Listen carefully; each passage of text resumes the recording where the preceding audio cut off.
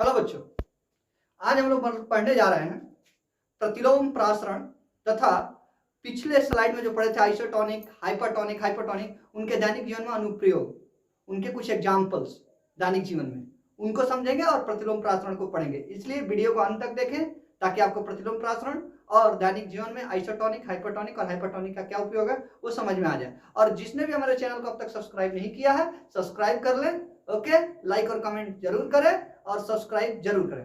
तो चलिए प्रतिलोम प्रासरण की ओर चलते हैं। देखिए बच्चों, अगर आपसे कोई पूछे कि प्रतिलोम प्रासरण क्या है तो इसको बताने के लिए सबसे पहले आपको एक रिव्यू प्रासरण का जरूर होना चाहिए। तो चलिए फटाफट एक रिव्यू प्रासरण का लेते हैं ताकि प्रतिलोम प्रासरण आसानी से समझ में आ जाए। प्रासरण में क्या होता था बच्चों, क्या पढ़ा था आपको प्रासरण में? प्रासरण में पढ़ा था कि बीच में एक अर्धपारगम्य झिल्ली हुआ करती थी, राइट।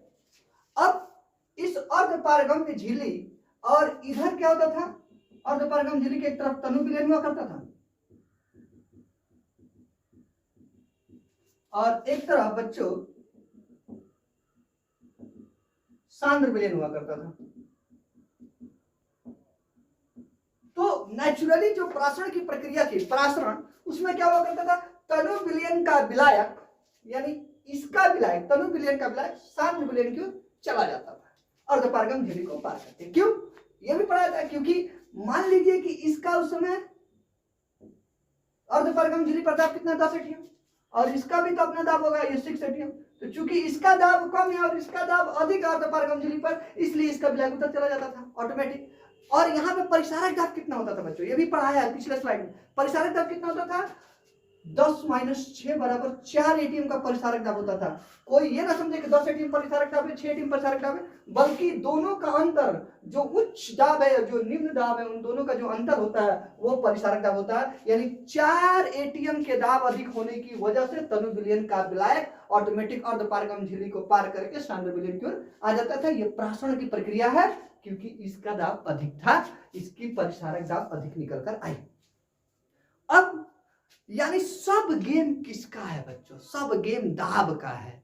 दाब जिसका अधिक है, जो अपनी तरफ दाब अधिक ले रहा है, उसका विलायक अर्धपारगम्य झिल्ली को पार करके दूसरी तरफ चला जा रहा है। तो अगर मान लो कि इसका दाब अधिक है तो हमेशा थोड़ा रहेगा, यहां पर एक पिस्टन लगाओ, चलो, और ये पिस्टन से क्या करो, ये पिस्टन है बच्चों, पिस्टन। अब इस पिस्टन से धीरे धीरे बाह्य दाब, माने अपनी तरफ से इस पर दबाव पैदा करो, इस सांद्र विलयन पर। तो हम बाह्य रूप से दाब पैदा करेंगे, पिस्टन को दबाएंगे। मान लो 1 एटीएम से बात है, 1 6 7 हुआ, अभी भी इससे अधिक नहीं हुआ। चलिए 2 लगाए, 6 2 8 हुआ, अभी भी अधिक नहीं हुआ, चलिए आगे बढ़िए। 3 लगाए, 6 3 9 हुआ, अभी भी अधिक नहीं हुआ, चलिए आगे बढ़िए। और अधिक लगे, 4 एटीएम लगाइए, 6 4 10 हुआ, बराबर हुआ। बराबर पे तो नहीं जाएगा, ना इधर से ना इधर से, कहीं से कुछ होने वाला नहीं है। ओके, यानी 4 एटीएम से थोड़ा अधिक लगा, 4.5 5 एटीएम लगा।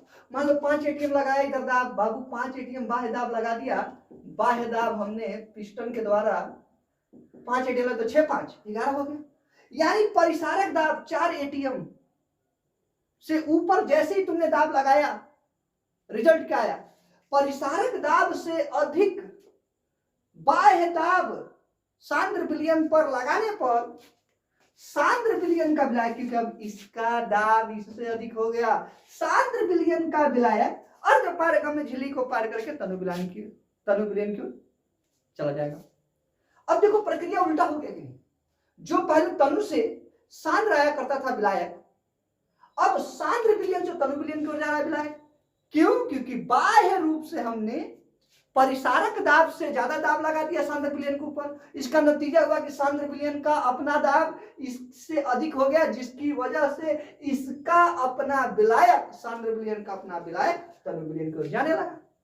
अब बताओ, उल्टा हुआ ना, इसलिए इस प्रक्रिया को प्रतिलोम प्रासरण कहते हैं। तो इसमें हुआ क्या, प्रतिलोम प्रासरण के लिए तुमने किया क्या, तुमने सांद्र विलयन पर, कभी भी तनु विलयन को मत लगाना, तनु विलयन पे लगाना, तनु विलयन का तो ऑटोमेटिक दाब अधिक होता है, इसका परिसारक दाब ये ऑटोमेटिक धकेल देगा, तो इस पर लगाने की क्या जरूरत है, बाह्य दाब इस पर लगाने की जरूरत है नहीं, कभी भी बाह्य दाब सांद्र विलयन पर लगाना। तो क्या लिखोगे कि जब सांद्र विलयन के ऊपर पिस्टन की सहायता से परिसारक दाब से अधिक, क्योंकि परिसारक 4 एटीएम यहाँ पे परिसारक दाब निकल गया था इस स्थिति में, अगर इससे अधिक नहीं लगाओगे तब तक कहां जा रहा था, नहीं जा रहा था, इसलिए लिखना कि परिसारक दाब से अधिक दाब लगाए जाने पर सांद्र विलयन का विलायक अर्धपारगम्य झिल्ली को पार करके तनु विलयन की ओर जाने लगता है। इस प्रक्रिया को प्रतिलोम प्रासरण कहते हैं। फिर समझ लो, अब लिखेंगे नहीं बोर्ड पर, अब सीधे बोल देंगे, आप लोग सुन के कॉपी पर नोट कर लेना बच्चों। प्रतिलोम प्रासरण क्या लिखोगे, लिखना कि जब सांद्र विलयन के ऊपर पिस्टन की सहायता से परिसारक दाब से अधिक बाह्य दाब लगाया जाता है, उस स्थिति में सांद्र विलयन का विलायक अर्धपारगम्य झिल्ली को पार करके तनु विलयन की ओर जाने लगता है। इस प्रक्रिया को प्रतिलोम प्रासरण कहते हैं। ओके बच्चों, लिख लेंगे आप लोग। वंस अगेन मैं फिर रिपीट कर देता हूं। सांद्र विलयन के ऊपर परिसारक दाब से अधिक बाह्य दाब लगाने पर सांद्र विलयन का विलायक अर्धपारगम्य झिल्ली को पार करके तनु विलयन की ओर जाने लगता है। इसे हम प्रतिलोम प्रासरण कहते हैं। अब बच्चों अगर लड़के सोचेंगे कि सर प्रतिलोम प्रासरण का दैनिक जीवन में क्या उपयोग है, तो चलो प्रतिलोम प्रासरण को इंग्लिश में करते हैं रिवर्स ऑस्मोसिस। क्या कहते हैं, रिवर्स ऑस्मोसिस। इसको शॉर्ट फॉर्म करके देखो, reverse R osmosis O R O. R O का नाम सुना होगा, केंट का आर ओ, सुना ना जी। आर ओ का क्या काम है, आर ओ का काम है पानी को साफ करना, जल शुद्धिकरण का काम है, समझे। तो आर ओ जो घरों में काम करता है जल शुद्धिकरण का, तो आर ओ किस टेक्निक पर है, R O full form reverse osmosis, जिसका हिंदी नाम है प्रतिलोम प्रासरण। आर ओ खुद प्रतिलोम प्रासरण की टेक्निक पर आधारित है बच्चों। यानी हमारे घरों में जो जल शुद्धिकरण होता है उसमें प्रतिलोम प्रासरण का सिद्धांत काम में आता है। तो कोई अगर आपसे पूछे कि प्रतिलोम प्रासरण का दैनिक जीवन में क्या उपयोग है, बता दीजिएगा कि प्रतिलोम प्रासरण का दैनिक जीवन में जल शुद्धिकरण के काम में उपयोग किया जाता है। यानी आपको प्रतिलोम प्रासरण का उपयोग समझ में आ गया। दैनिक जीवन में जल शुद्धिकरण का काम में प्रतिलोम प्रासरण के सिद्धांत को उपयोग किया जाता है। अब कैसे काम करता है ये भी देख लेते हैं। बोर्ड में ये भी पूछता है कि जल शुद्धिकरण के बारे में लिखें, तो चलिए सबसे पहले जल शुद्धिकरण देखते हैं क्या है जल शुद्धिकरण। तो आइए, जल शुद्धिकरण के लिए सबसे पहले एक कंटेनर लेंगे, ओके, और उस कंटेनर में बच्चों एक तरफ, उस कंटेनर में एक तरफ हम लोग अशुद्ध जल रख देंगे जिसको साफ करना है। ओके, इधर अशुद्ध जल रखते हैं, चलो, और एक तरफ शुद्ध जल रख देंगे। चलिए इधर शुद्ध जल रख देंगे, प्योर वाटर।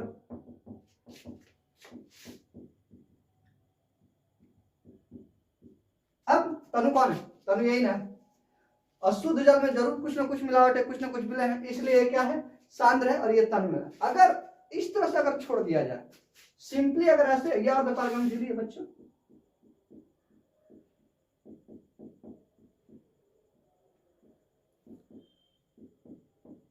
अगर सिंपली ऐसे छोड़ दिया जाए, एक तरफ शुद्ध जल रख के एक तरफ अशुद्ध जल रख के और बीच में अर्धपारगम्य झिल्ली है बच्चों, अगर इस तरह सिंपली रख दिया जाए तो क्या होगा, तब ये तनु विलयन है, इसका परिसारक दाब अधिक होता है, प्रासरण की क्रिया चालू हो जाएगी, इसका जल इधर जाने लगा, शुद्ध जल अशुद्ध जल की ओर जाने लगा, मिक्स होकर अशुद्ध हो जाएगा। यानी प्रासरण की क्रिया से तो ये होने वाला नहीं है, समझ में आ गया। अब एक काम करते हैं हम लोग, आप इधर वाले सांद्र विलयन, अशुद्ध जल चूंकि सांद्र विलयन का काम करेगा, सांद्र होगा क्योंकि इसमें विलय के कण बहुत ज्यादा होंगे। अब इसके ऊपर एक पिस्टन लगा दीजिए और पिस्टन की सहायता से इस सांद्र विलयन यानी अशुद्ध जल के ऊपर, अब यह अशुद्ध जल आपको समुद्री जल भी हो सकता है, कुछ भी हो सकता है, नाली का जल भी हो सकता है, किसी नदी का जल हो सकता है जो काफी गंदा है, कैसा भी जल हो सकता है, इधर कोई दिक्कत नहीं, नाली का जल भी उठा लोगे तो भी साफ कर देगा ये, समुद्री जल होगा तो भी हो जाएगा, किसी नदी का कचरा वाला पानी है उसको भी साफ कर देगा, ओके, सीवर का भी पानी है अगर उस पर भी ये काम कर देगा। तो बच्चों इधर मान लो हम कोई, अब एक एग्जाम्पल ले लेते हैं, समुद्री जल को रख दिया, अशुद्ध जल में कौन से जल को रख दिया, समुद्री जल को रख दिया। अब यह सांद्र विलयन है, अब इसके ऊपर क्या करेंगे कि पिस्टन से क्या करेंगे, जो भी इन दोनों के बीच का जो परिसारक दाब होगा, जिसकी वजह से प्रासरण इधर से इधर हो रहा था, शुद्ध जल का जल इधर अशुद्ध जल यानी समुद्री जल की ओर आ रहा था प्रासरण की क्रिया करके, तो किस लिए आ रहा था? क्योंकि इधर का परिसारक दाब अधिक था। उस परिसारक दाब से अधिक का दाब इस पिस्टन के द्वारा हम इस समुद्री जल के ऊपर क्या कर देंगे? आरोपित कर देंगे। और जैसे ही परिसारक दाब से ज्यादा दाब इस पिस्टन के द्वारा हम अगर समुद्री जल के ऊपर देंगे तो अब इधर का दाब क्या हो जाएगा? अधिक हो जाएगा और इधर का पानी इधर जाने लगेगा, यानी प्रतिलोम प्रसरण की क्रिया चालू हो जाएगी। हो गई? अब प्रतिलोम प्रसरण की जब क्रिया चालू हो गई तो अब इधर का पानी इधर जाने लगेगा। तो क्या इधर के मिली हुई समुद्री जल जिसमें नमक होगा, बहुत सारे आयंस होंगे, बहुत सारे कचड़े होंगे, बहुत सारी गंदगी होंगी, क्या इधर की कोई भी बिले के कण उधर जा पाएंगे?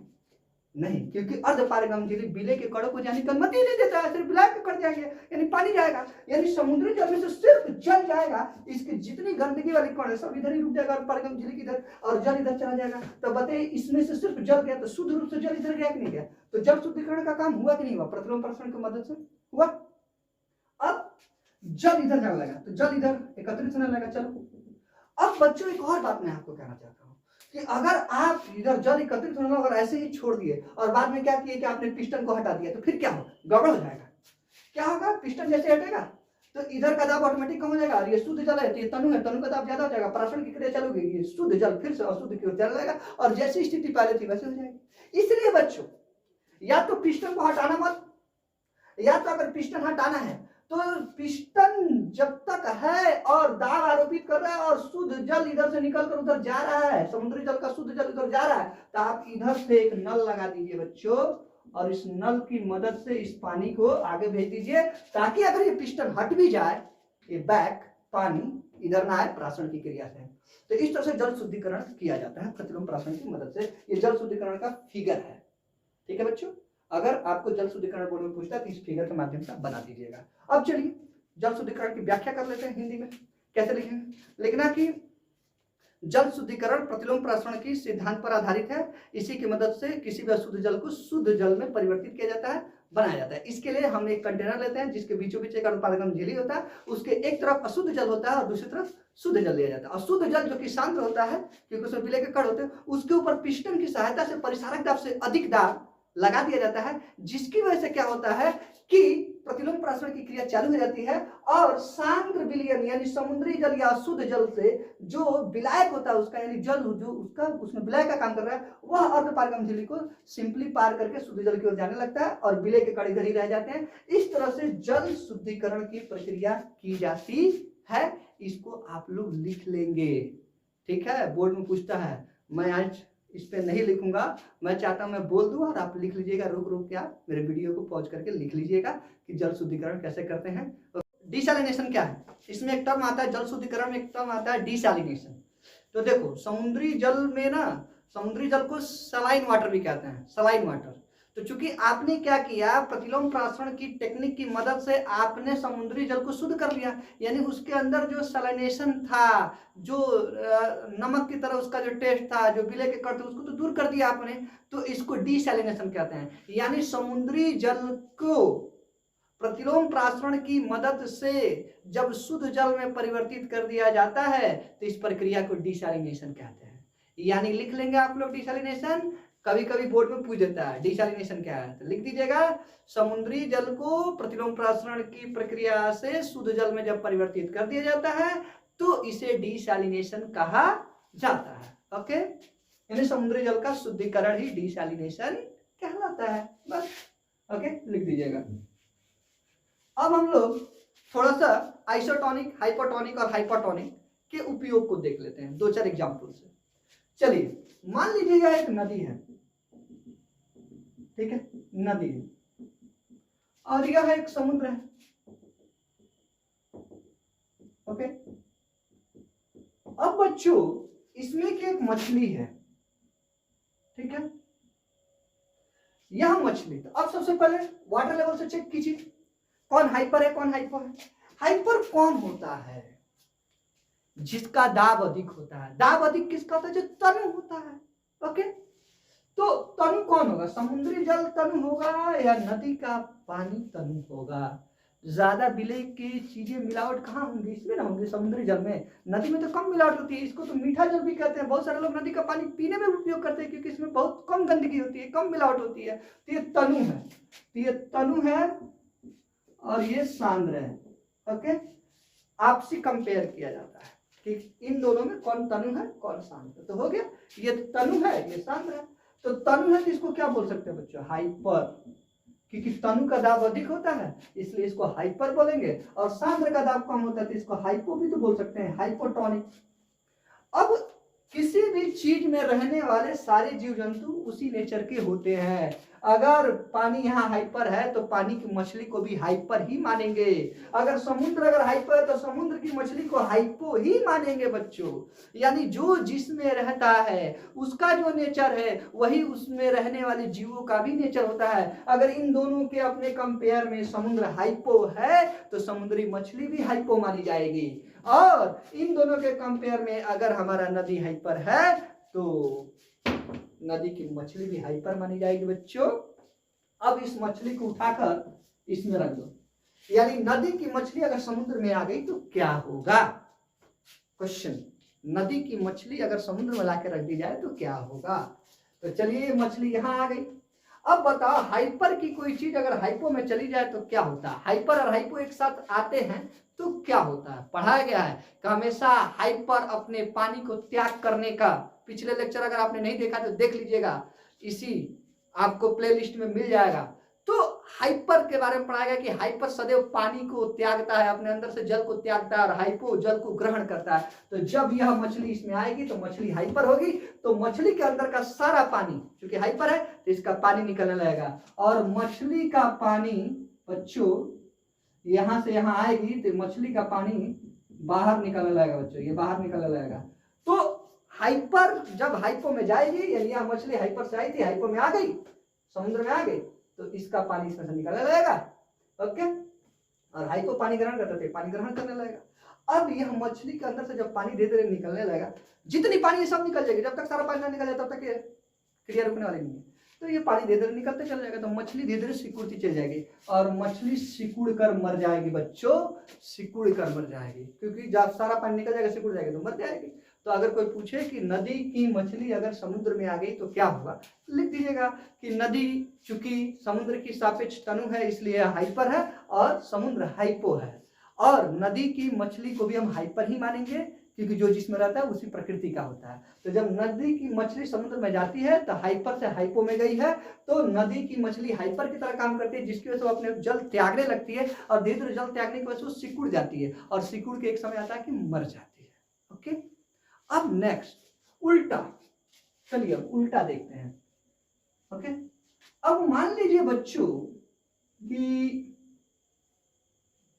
आपका मछली समुद्र में है, समुद्री मछली है कोई, ओके, ये रही समुद्री मछली, और इस समुद्री मछली को किसी ने उठाकर नदी में लाकर रख दिया। अब इसका क्या होगा, यानी इस बार समुद्री मछली आ रही है नदी में, तो अब क्या होगा बच्चों, सोचो।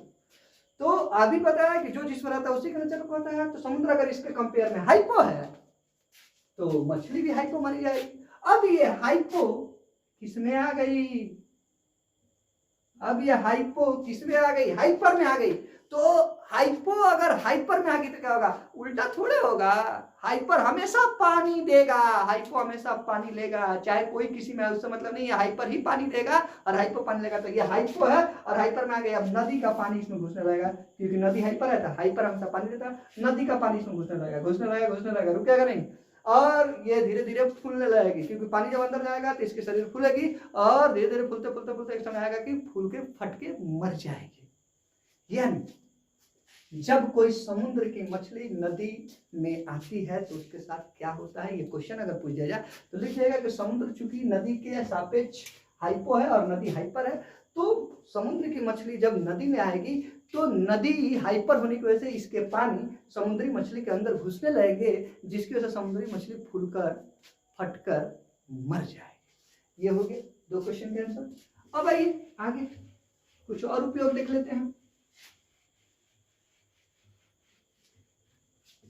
मान लीजिए एक फूल है बच्चों, ठीक है, मुझे तो फूल भी बनाने नहीं आता, ये मान लीजिए एक फूल है। अब इस फूल मुरझा गया है, ठीक है, और इसके ऊपर कोई लाके या पानी में रख देता है या पानी मारने लगता है, इसके ऊपर पानी के छींटे बरसा देता है या पानी के एक टब में ले आके इसको रख देता है कोई करके, तो देखते हैं कि इसका मुरझाना थोड़ा कम हो गया, खिलने जैसा हो जाता है। क्यों? इसका रीजन समझो। पानी तो शुद्ध है, राइट? तो शुद्ध है तो यह बहुत तनु है, ये हाइपर का काम करेगा। तनु हमेशा हाइपर होता है, तो पानी, शुद्ध पानी जो होगा हाइपर का काम करेगा। और फूल के अंदर जो लिक्विड होंगे उनके अंदर कोई ना कोई विलय के कारण, क्योंकि फूल के अंदर खाली लिक्विड तो होंगे नहीं, बहुत सारी चीजें होंगी जो उनके अंदर उस लिक्विड में मिले होंगे, तो उसके विलय के कारण। तो फूल इस शुद्ध पानी का अपेक्षा क्या है? इसके अंदर के लिक्विड, इसके अंदर का द्रव सांद्र, तो ये क्या हो जाएगा? हाइपो हो जाएगा बच्चों, हो जाएगा। अब अगर इस फूल को ले जाकर शुद्ध पानी में रख दिया जाए तो शुद्ध पानी हाइपर है और फूल के अंदर के लिक्विड उसमें हाइपो का काम करेंगे, यानी फूल खुद हाइपो है, तो हाइपर से क्या पानी आएगा जी? हमेशा हाइपर पानी लेता है, हाइपो पानी लेता है। तो अब फूल में पानी जाने लगेगा, शुद्ध पानी फूल के अंदर घुसने लगेंगे, और फूल के अंदर से पानी के त्याग होने की वजह से ही क्या हुआ था? फूल सूख गया था। और फिर ऐसा करने से हाइपर शुद्ध पानी क्या किया? अपना पानी इसमें देने लगा, तो देने लगा तो फिर पानी अंदर आने लगा। तो फूल के अंदर मुरझाना क्यों हुआ था? उसके पानी के निकल जाने की वजह से, सूखने की वजह से। फिर पानी आ गया तो क्या हो जाएगा? फूल खिल जाएगा, यानी फूल खिल जाता है। यानी अगर कोई पूछे कि मुरझाए हुए फूल को शुद्ध पानी के छींटे या शुद्ध पानी में क्यों रखते हैं, तो क्या लिख देंगे? लिख दीजिएगा कि शुद्ध पानी हाइपर का काम करता है, जबकि फूल उस वक्त हाइपो का काम करता है। इसलिए जैसे ही रखते हैं तो शुद्ध पानी हाइपर है, तो हाइपर हमेशा पानी देता है और हाइपो पानी लेता है, तो शुद्ध पानी फूल के अंदर घुसने लगता है, जिसकी वजह से फूल का मुरझाना धीरे धीरे खत्म हो जाता है और फिर फूल पुनः खिल जाता है। आंसर हो गया बच्चों, लिख लीजिएगा। ओके, इतना ही एग्जाम्पल काफी है। Thank you for watching, subscribe my channel. Okay.